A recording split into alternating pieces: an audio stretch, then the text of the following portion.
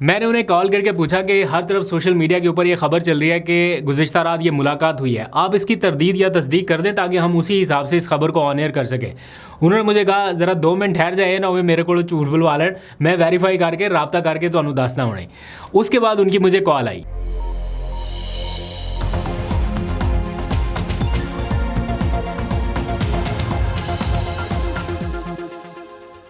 बिस्मिल्लाहिर्रहमानिर्रहीम, अस्सलाम वालेकुम। पाकिस्तान और दुनिया भर में देखने और सुनने वालों को अब्दुल कादिर का सलाम। पाकिस्तान में 23 मई की रात है और ख़बरें लगभग वैसी हैं जो 2-4 दिन पहले आपको सुनने को मिल रही थी कि इमरान खान से किसी ने अडयाला जेल में अहम मुलाकात की है। बस फ़र्क इतना है कि पहले ये खबर थी कि किसी गैर सियासी शख्सियत की मुलाकात, और इस बार मुलाकात सियासी शख्सियत के हवाले से जो रिपोर्ट की जा रही है। यानी अभी पहली जो मुलाकात है उसकी तरदीद के हवाले से इमरान खान के बयान की धूल अभी छटी नहीं थी कि दोबारा से एक और मुलाकात की खबरें इस टाइम हर तरफ सरगर्म हैं। और फिर आप में से बहुत सारे लोगों ने कमेंट्स के ज़रिए भी पूछा, व्हाट्सएप पर भी पैगामात आ गए कि इस खबर की हकीकत के बारे में बताया जाए। तो फिर खुदाई खिदमतगार के तौर पे हम लग पड़े इसको वेरीफाई करने के, भाई पता चलाया जाए कि क्या है। जब हम ऑफिस में पहुंचे तो वहाँ पे भी यही मौजू है कि जनाब कोई मुलाकात होगी, और ये इसलिए इंटेंसिफाई हो गया मामला क्योंकि इसमें ये बताया गया कि पहले बैरिस्टर साहब इमरान खान से मिले अडयाला जेल में, उनसे हुकूमत से मुज़ाकरात के हवाले से गाइडलाइंस लीं, और उसके बाद हुकूमती वज़ीर राना सनाउल्लाह से मिले। जब ये दोनों चीज़ों को लिंक करके देखा जाए तो ये ख़बर बड़ी है और इसकी खोज लगाना बड़ा ज़रूरी है हमारे लिए कि ऐसा कुछ हुआ है या नहीं। ऑल दो कि अलीमा ख़ान कल ही ये बयान दे चुकी हैं कि अब अगर आपको कोई बताए कि कोई मुलाकात हो रही है, कोई मुज़ाकरात हो रहे हैं या कोई ऐसी चीज़ हो रही है, तो समझ लें कि वो पार्टी का मुखलिस नहीं है, वो इमरान खान के साथ नहीं खड़ा, कोई मुज़ाकरात नहीं है, कोई बातचीत नहीं है। बट स्टिल लोगों को चाहिए ना होप कि कहीं पे कोई कुछ अच्छा हो रहा है, लोग सुनना चाहते हैं। इसलिए जब भी ऐसी कोई खबर आए तो लोग पूछते हैं कि यार शायद कहीं ये खबर ठीक हो, शायद कहीं कोई होप नज़र आ रही हो, तो इसलिए ऐसी खबरें ज़्यादा सर्कुलेट कर जाती हैं। तो बहरहाल इस खबर की खोज में था। मैंने पहले बैरिस्टर साहब से रब्ता किया, उनसे रब्ता नहीं हो पा रहा था। उनको मैसेज छोड़ दिया कि आपका इस बारे में क्या मौक़िफ़ है, तरदीद या तस्दीक करना चाहें तो आप ज़रूर कीजिए, लेकिन बार बार कोशिशों के बावजूद उनसे तो रब्ता नहीं हो पाया। तो बैरिस्टर साहब के बाद जो सबसे बेहतरीन ऑप्शन था इस खबर की तस्दीक या तरदीद के लिए, वो थे शेख वकास अकरम। चूँकि वो पार्टी के सेक्रेटरी इत्तलात भी हैं और आज पहले दिन वो इस्लामाबाद में भी आ गए हैं। तो जब वो इस्लामाबाद में हैं तो वो हमारी डोमेन में, हम उनसे हर टाइम रब्ता करेंगे। जब वो चले जाते हैं पेशावर तो वो ज़ाहिर बात है पेशावर में बहुत सारे और रिपोर्टर्स हैं तो वो उनके साथ ज़रा अटैच हो जाते हैं, तो वहाँ पर फिर ख़बरों का फ़्लो ज़्यादा रहता है, तो हमारा रब्ता ज़रा कम हो जाता है। अभी वो इस्लामाबाद में है तो मैंने उनको फ़ोन कर दिया और उनसे मैंने पूछा कि इस खबर की हकीकत के बारे में बताइए, बतौर सेक्रेटरी इत्तलात तरदीद कर दें, तस्दीक कर दें, जो भी है आपका ऑफिशियल वर्जन आ जाए। उन्होंने बताया कि मैंने बैरिस्टर साहब से इस बारे में पूछा है। जब वो कह रहे हैं कि सुबह आप भी हमारे साथ ही थे, सुबह प्रेस कॉन्फ्रेंस हुई तो हम वहाँ पर थे, तो उन्होंने कहा जब आप लोग गए तो मैंने बैरिस्टर साहब से इस बारे में पूछा कि यार ये ख़बरें चल रही हैं मीडिया के ऊपर कि आपकी कोई मुलाकात हुई है, क्या इसमें हकीकत है? तो उन्होंने कहा कि नहीं, ऐसी कोई बात नहीं है, मेरी किसी से कोई मुलाकात नहीं हुई और ये बस ऐसे ही चल रहा है सोशल मीडिया के ऊपर। तो कह रहे हल्की सी सरसरी सी बातचीत हुई, लेकिन फिर भी वो कह रहे हैं कि मुझे थोड़ा सा टाइम और दें, मैं इसको मज़ीद भी वेरीफाई कर लेता हूँ, मैं उनसे एक बार फिर पूछ लेता हूँ, ये ना हो कि मेरे से ये बयान दिलवा दें और बाद में कोई और चीज़ पता चले, तो मुझे थोड़ा टाइम दें, मैं रिकन्फर्म भी कर लेता हूँ। तो मैंने कहा बिल्कुल आप रिकन्फर्म कीजिए और उसके बाद बताइए। फिर उनका वॉइस नोट आया और उन्होंने बताया कि मेरा अभी भी उनसे रब्ता नहीं हो रहा कोशिश के बावजूद, जैसे ही रब्ता होगा मैं आपको बता दूंगा, क्योंकि अभी मैंने टॉक शोज़ में भी जाना है, वक्त हो गया तो टाइम भी थोड़ा कम है, तो जैसे ही फर्दर रब्ता होगा तो मैं आपको बताऊँगा। ये इस वक्त की स्टेटेड पोजीशन है। दैट मीन्स कि अगर उनके पहले बार पूछे जाने पर बैरिस्टर साहब ने उन्हें इनकार कर दिया और कहा कि ऐसी कोई मुलाकात नहीं हुई, तो फिर मेरा ख्याल है हमें इसी तरफ ही रहना चाहिए। इमरान खान तो ये क्लियर कर चुके हैं कि वो हुकूमत के साथ बातचीत के लिए तैयार ही नहीं है, एट एनी कॉस्ट वो नहीं करना चाहते। तो बैरिस्टर साहब जाके इमरान खान से हुकूमत से मुज़ाकरात के लिए गाइडलाइंस लेंगे, कोई बात समझ में नहीं आती। इसलिए अलीमा ख़ान ने जो कहा है मेरा ख्याल है वो ठीक है कि अगर अब आपको कोई आके कहे कि जनाब बातचीत होने लगी है, मुज़ाकरात होने लगे हैं, तो वो पार्टी के साथ शायद उस तरह से सिंसियर ना हो, अनटिल अनलेस के कोई बहुत कंक्रीट चीज़ हो जाए। अब आगे आ जाइए ज़रा, ये तो है ना वो खबर जिसकी तरदीद या तस्दीक के बारे में थोड़ा बहुत अभाम बाकी है। एक खबर मैं आपको बिल्कुल 100% कन्फर्म बता रहा हूँ, और वो खबर है अली अमीन गंडापुर के 14 रोज़ा चिल्ले के हवाले से। चिल्ले का लफ्ज़ मैं ज़रा ऐसे ही यूज़ कर रहा हूँ, चिल्ला नहीं था। बेसिकली अली अमीन गंडापुर ने 14 रोज़ तक महाज संभाले रखा है इस्लामाबाद में खैबर पख्तूनख्वा हाउस का। हम इस्लामाबाद में मौजूद हैं, इस बारे में मुझे ये आइडिया नहीं था। उनको मैंने 3-4 बार मुख्तलिफ इवेंट्स पे देखा। फॉर एग्ज़ाम्पल वो गए अडयाला जेल में मुलाकात करने, फिर अलीमा ख़ान के साथ उनकी इस मुलाकात हुई जो मैंने आपको बताया था कि एक बहुत बड़ा ब्रेक थ्रू हुआ, सीज़ फायर हो गया। फिर कारकुनान के साथ उनकी मीटिंग रही। फिर जिस दिन अभी इस्लामाबाद हाई कोर्ट के बाहर एहतजाज किया पीटीआई ने, उस दिन भी जितने लोग आए थे उनको केपी हाउस में होस्ट जो कर रहे थे वो अली अमीन गंडापुर थे। उनके साथ फिर उन्होंने मुलाकात भी की, लेकिन वो बहुत ज़्यादा फ्रंट फुट पे नज़र नहीं आ रहे थे।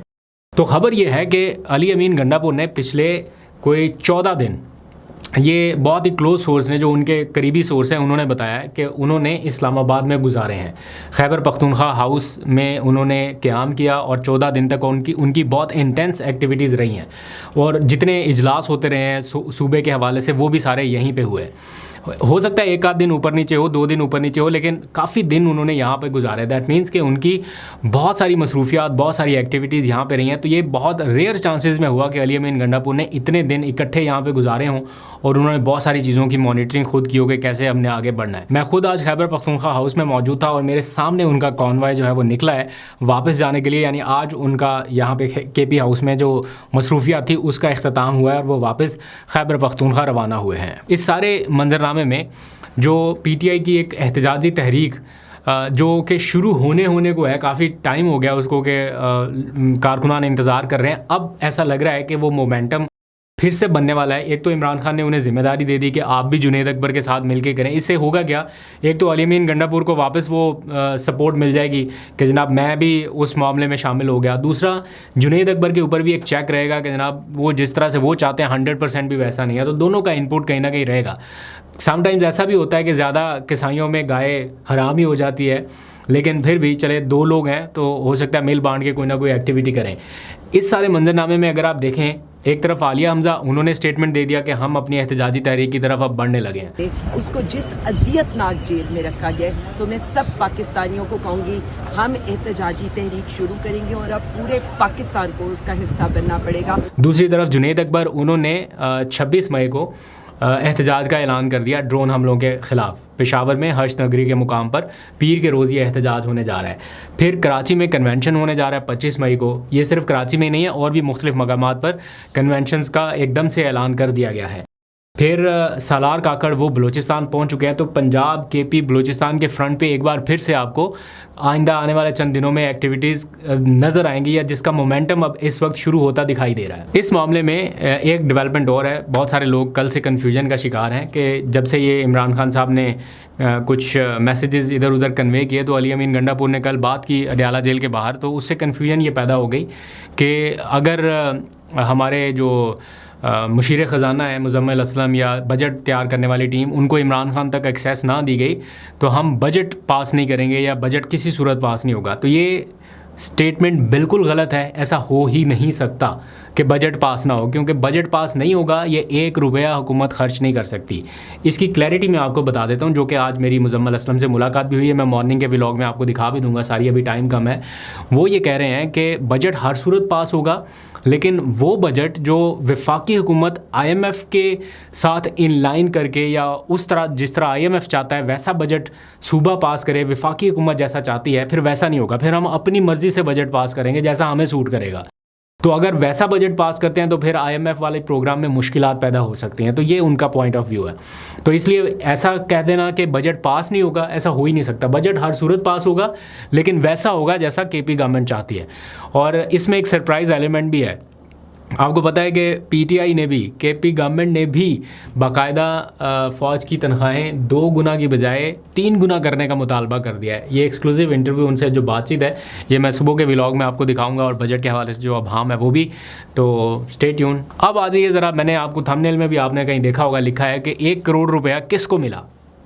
अब 1 करोड़ रुपए की रकम जो है वो मिली है इस्लामाबाद हाई कोर्ट के जो नौ मुंतखब सदर या जो नई बॉडी है उनको हुकूमत की जानिब से मिली है। ये आपको याद होगा, वाजिद गिलानी नाम के एक शख्स हैं जो इमरान खान के नाम पर वोट लेके बार के प्रेसिडेंट बने, और फिर इन्होंने कुछ टाइम के बाद हुकूमती कैंप ज्वाइन कर लिया, और आज़म नज़ीर तारड़ साहब के साथ इनकी मुलाकातों की तस्वीर भी सामने आई। और इस सारे सूरत हाल के दौरान इन्होंने क्या किया कि जो एक दरख्वास्त गई थी सुप्रीम कोर्ट में जजेस के तबादलों के ख़िलाफ़, सीनियरिटी वाले इशू के ऊपर, वो दरख्वास्त इन्होंने वापस ले ली थी। और अब जो है पता चला कि इनको 1 करोड़ रुपया जो है वो दिया गया है फ़ंड की सूरत में हुकूमत की जानिब से। ज़ाहिर बात है हुकूमतें देती हैं, ये कोई पहली बार नहीं हुआ, अनोखी चीज़ नहीं है। लेकिन इन सारी ख़बरों में ख़बर ये है कि एक शख्स जो इमरान खान के नाम पर उसके वोट पर मुंतखब हुआ, उसने फिर हुकूमती साइट ज्वाइन कर ली, फिर सुप्रीम कोर्ट से एक पटिशन वापस ले ली और चौथी डेवलपमेंट के तौर पे उनको 1 करोड़ रुपया जो है वो मिला है कि जनाब आप ख़र्च कीजिए, आप जो भी करना है इसका वो कीजिए। फ़र्दर क्या है, हाँ आखिर में जाते जाते लाजमी जिसके ऊपर मैं बात करना हर रोज़ सोचता हूँ कि यार मैं इसके ऊपर बात करूँगा, कभी कभी स्किप हो जाता है। गज़ा के मुसलमानों के लिए अपनी आवाज़ उठाना मत रोकिए, क्योंकि इस टाइम जो वहाँ पे हालात हैं, मतलब मैं देख रहा था वहाँ पे बताया गया है कि even a bread is a battle, bread is a battle. उधर इस तरह के हालात हैं कि एक निवाला वहाँ से हासिल करना खाने के लिए मुश्किल होता जा रहा है। एक जंग जैसा माहौल है। ये विजुअल्स में भी आप देख रहे हैं कि एक रोटी का टुकड़ा पकड़ने के लिए या खाने का निवाला पकड़ने के लिए लोग किस किस्म की जद्दोजहद कर रहे हैं।